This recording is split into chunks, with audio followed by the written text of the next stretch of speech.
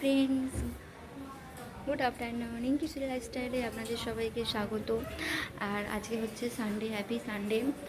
এখন কাজ থেকে ডিউটি থেকে বাড়ি চলে এসেছি। আর এবার এখন স্নান টান করবো, স্নান টান করে দুপুরবেলা লাঞ্চ করবো। চলো ফ্রেন্ডস, দেখতে থাকো কী কী করি সঙ্গে।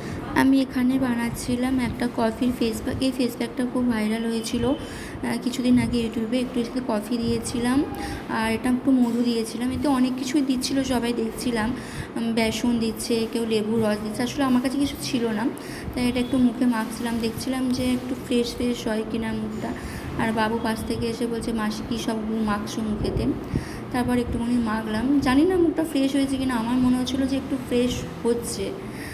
আসলে কিছু মাখা হয় না মুখেতে, সময় পাই না তাই জন্যে, কিন্তু মনে হচ্ছিলো একটু গ্লো গ্লো করছে মুখটা। যে তোমরা বাড়িতে এটা বানিয়ে মাখতে পারো, ভালো কাজ দেয়, মুখটা বেশ ভালো ফ্রেশ হয়ে যায়, ফেসিয়ালের মতন। কম খরচায় একটা 10 টাকা দিয়ে কফি আর একটা লেবু নেবে, লেবু নিয়ে এটা মিক্স করে মুখের মধ্যে মিশিয়ে দিচ্ছি ফেস প্যাক, কফির ফেস প্যাক। এই ফেস প্যাকটা অনেক ইউটিউবে অনেক ভাইরাল হচ্ছিলো, তাই ভাবলাম একটুখানি মাখি, কিন্তু ডোটা অনেক পাতলা হয়ে গেছে আমার। চলো ফ্রেন্ডস, এটা শুকিয়ে যাক, এটা শুকিয়ে গেলে স্নান করতে যাবো। তারপর স্নান করে দুপুরবেলা লাঞ্চ করব। চলো ফ্রেন্ডস, ভিডিওটা দেখতে থাকো। শুকিয়ে এসেছে, তাই জন্য রুমাল দিয়ে মুছে দেখছি যে এটা ফ্রেশ হয়েছে কিনা। আমার তো মনে হচ্ছে একটু ফ্রেশ হয়েছে। টান টান হয়ে গেছে, এবার খাবো, খেতে বসবো। চলো ফ্রেন্ডস, আজকে কি মেনু আছে। বাবু, তোমার খাওয়া হয়ে গেছে? চলো ফ্রেন্ডস, খেয়ে নিই। বাবু, চান হয়ে গেছে?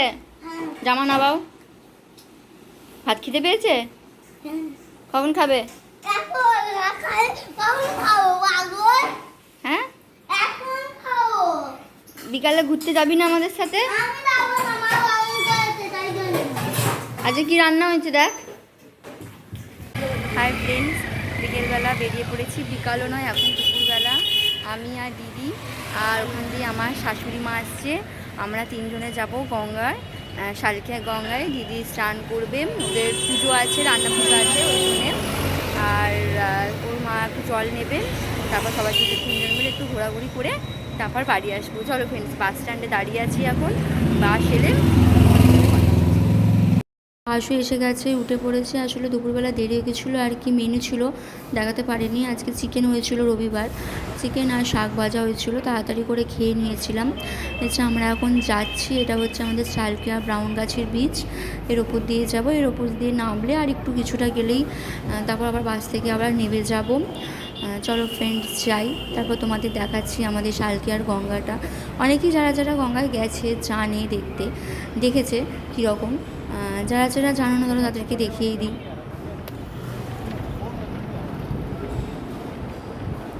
আর এটা নতুন একটা বিল্ডিং হচ্ছে সাইডে, জানি না কি হচ্ছে।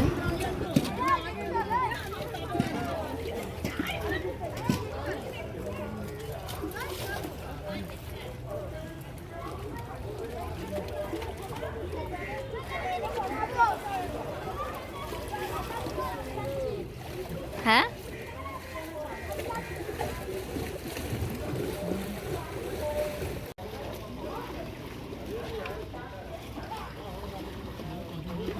দিদির স্নান হয়ে গেছে। যেখানে সীতা না কি বলে এটা আছে, এখানে সবাই সিঁদুর পরায়। দিদিও একটু সিঁদুর দিয়ে দিচ্ছে এখানে, যাদের সব কিছু ঠিক থাকে।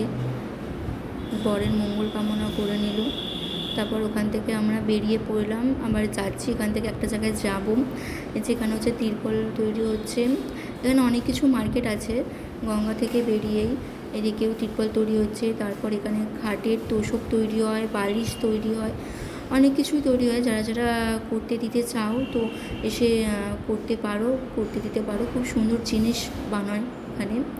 তারপর আমরা এসেছি শালকিয়ায় নতুন মন্দির। এটা হচ্ছে বাঁধাঘাটের পাশে মন্দিরটা, গঙ্গার পাশে। খুব সুন্দর মন্দিরটা, মানে ভিতরটা এত সুন্দর, আর কত কিছু দেখার মতন আছে। যারা যারা গেছে তারা জানে সবাই, আর যারা যাওনি ঝটপট গিয়ে দেখে এসো মন্দিরটা। খুব সুন্দর, মানে গেলে যেন একটা অন্যরকম শান্তি খুঁজে পাওয়া যায়। আমার তো ভীষণ ভালো লাগছিলো, মানে এত শান্তি লাগছিলো মনটা যে গিয়ে একটা মন্দিরে। আমাকে মন্দিরে উঠতে ছিল না ওপরে, বেদিতে উঠতে পারিনি। কিন্তু বাইরে দিয়ে ঘুরেছি, মানে এত মনটা শান্তি হয়ে গেছে তোমাদের বলে বোঝাতে পারবো না বন্ধুরা। খুব সুন্দর শান্তিময় জায়গা। জানি না তোমাদের কেমন লাগবে, কিন্তু আমার তো প্রচণ্ড সুন্দর লেগেছে। আর মন্দিরের ভেতরে ছোট ছোট ঠাকুর আছে, তারপর আরও মূর্তি আছে, তারপর ভেতরে নানা রকমের শিব ঠাকুরের মন্দির আছে। মানে যত শিব ঠাকুরের মন্দির, মানে শিব ঠাকুরের যত সব মন্দির আছে সব রকমের মন্দির ভেতরে আছে। চলো ফ্রেন্ডস, তোমরা দেখতে থাকো ভিডিওটা, দেখতে পাবে তোমরা যে মানে মন্দিরগুলো কীরকম আছে, মানে কোথায় কোথায় কীরকম আছে। যেখানে একটা ঠাকুর আছে। তারপরে ভিডিওটা দিদি করেছিল, কারণ আমি মন্দিরের ভিতরে বেরিতে উঠেছিলাম না, ওই জন্যে দিদি ভিডিওটা করেছিল। জানি না কীরকম করেছে ভিডিওটা। ওকে বলেছিলাম করে আনতে। এখানেও আছে রাম সীতা, রাধাকৃষ্ণ এরকম কিছু হবে না, রাম সীতা। আর ভিতরে শিব ঠাকুরের মূর্তি আছে। এখানে বেশিরভাগ শিব ঠাকুরেরই মূর্তি। এই যে এটা শিব ঠাকুরের মূর্তি, জয় ভোলে বাবা। তারপর এখানেও অনেক রকমের, যেখানেও একটা ঠাকুর আছে, এটা কি ঠাকুর আমি ঠিক জানি না। তারপর এই যে ভেতরটা এইরকম, এখানে একটা সামনে স্ট্যাচু আছে। এটা গঙ্গার পাড়েই পুরো মন্দিরটা। আর বাইরে গঙ্গার হাওয়া, মানে গেলে থাকার সময় 2-3 ঘন্টার জন্য খুব সুন্দর জায়গা, শান্তিময় জায়গা। ফ্রেন্ডস, আমরা এসে গেছি এক জায়গায় ঘুরতে। এটা হচ্ছে আমাদের শালকিয়াতে আছে নতুন মন্দির। খুব সুন্দর জায়গা এটা। এখানে প্রচণ্ড ঠাকুর আছে অনেকে, যেখানে একটা ঠাকুর আছে। আর একটা জিনিস দেখো, এটা হচ্ছে সবচেয়ে বড় শিব ঠাকুর আমাদের হাওড়ার মধ্যে, সবচেয়ে বড় শিব ঠাকুর। আর এই যে ভেতরে হচ্ছে শিব ঠাকুরের মন্দিরগুলো আছে। এখানে যতগুলো শিব ঠাকুরের মন্দির আছে এখানে সব মন্দিরগুলো তুলে ধরেছে। খুব সুন্দর হয়েছে। এখানে আছে মহাকালেশ্বর, হিন্দিতে লেখা ছিল, আমি অতটা বুঝতে পারিনি। যেগুলো বলতে পেরেছি সেগুলো তোমাদেরকে বলছি। এটা হচ্ছে মল্লিকার্জুন নাকি এরকম এরকম কিছু। এটা হচ্ছে আমাদের বিখ্যাত কেদারনাথ মন্দির। দেখো, যারা যারা কেদারনাথ যেতে পারবে না তারা এখানে অবশ্যই যাও, যে কেদারনাথের মন্দিরের ফিলটুকু অন্তত পাবে। তারপর এখানে আছে তারকেশ্বরের মন্দির। এটা তারকেশ্বর মন্দির। তার পাশে এটা হচ্ছে বৈদ্যনাথ ধাম। এটা হচ্ছে বিহারের ওইদিকে বৈদ্যনাথ ধাম। তারপর এটা হচ্ছে কি রামেশ্বরা। তারপর এখানে আছে নাগেশ্বর। তারপর এখানে এটা কী লেখা আছে আমি ঠিক বুঝতে পারছি না, হিন্দিতে লেখা আছে বলে। তারপরে সেখানেও একটা আছে, মানে অনেক রকমের 10-12টা মন্দির আছে ভেতরে। আর এই যেটা গঙ্গার পাড়ে যে বড় শিব ঠাকুর, জায়গাটা অতুলনীয়। আসলে মানে তোমরা যারা যাবে এই মন্দিরটাতে, কারো খারাপ লাগে, মানে খুব খুব খুব সুন্দর মন্দিরটা। এই যে বড় শিব ঠাকুর। হাই ফ্রেন্ডস, এই যে আমরা এখান থেকে মন্দির থেকে এখন বেরিয়ে যাচ্ছি। এই যে মা আছে এখানে, এই যে দিদি আছে।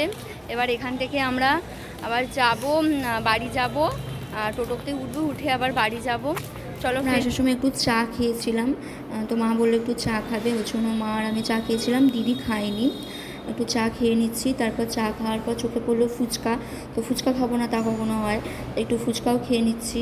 ফুচকা খাওয়ার পর পাশে বিক্রি হচ্ছিলো লস্যি। আর এখানে লস্যিটা যা দুর্দান্ত বানায় না ফ্রেন্ডস, বাদাঘাট থেকে আসার মুখে, মানে এত সুন্দর লস্যি আমি কোনো দিনও কোথাও খাইনি। মানে অতুলনীয় লস্যিটা, মানে টেস্ট মানে দ্বিগুণ মানে টেস্ট মুখের মধ্যে লেগেছে, মানে খুব খুব সুন্দর লস্যিটা। তারপর আসার সময় মা দিদি একটুখানি কেনাকাটি করে নিল। এখানে একটু হার কানের দাদা কেনা ছিল, কিনে নিল। তারপর এখানে মার্কেটটা আমি একটু দেখিয়ে দিলাম, যেখানে এখানে প্যান্টালুন্স আছে। এটা হচ্ছে অরবিন্দ মল। আর এটা হচ্ছে শালকিয়ার পুরো মার্কেটটা। এখানে সব ধরনের বাচ্চাদের থেকে বড়দের থেকে সব কিছু এখানে জিনিস পেয়েছে। অনেকক্ষণ বাড়ি এসে গেছি, আর এসে ভিডিওটা শেষ করা হয়নি। আর অনেক হাঁটাহাঁটি করা হয়ে গেছে, পায়েও যন্ত্রণা করছে। আর এই যে সবাই ভাবছো আমি কেন চশমা পরে নিয়েছি বাড়ি এসে। আসলে আমার চোখটা প্রবলেম করছে, ওই জন্য চশমাটা পরে নিয়েছি, চশমাটা পরা হয় না। আজকের ভিডিওটা এই পর্যন্তই। যদি ভিডিওটা ভালো লেগে থাকে তাহলে লাইক, কমেন্ট অ্যান্ড সাবস্ক্রাইব করে দিও। টাটা।